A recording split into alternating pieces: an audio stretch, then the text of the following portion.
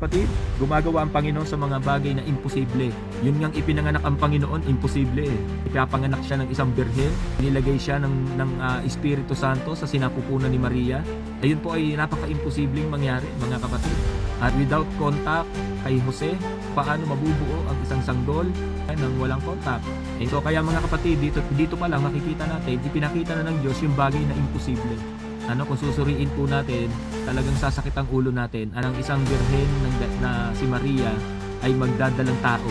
At iyon ay napaka-imposibleng bagay, mga kapatid. At kung paano siyang nabuo at kung paano siyang inilagay sa sinapupunan ni Maria ay talagang napaka-imposible na. Ito mga kapatid, huwag na po tayong magtaka. Siguro kung pagtatakhan po natin ang kapangyarihan ng Diyos, sasakit ang ulo natin kakaisip kung bakit nangyari. Isipin na lang natin mga kapatid, yung itlog, wala naman sa sinapupunan ng manok pero bakit nabubuo? So ganun na lang ang isipin natin, parang imposible ang isang itlog ay mabuo nang wala naman sa sinapupunan ng manok.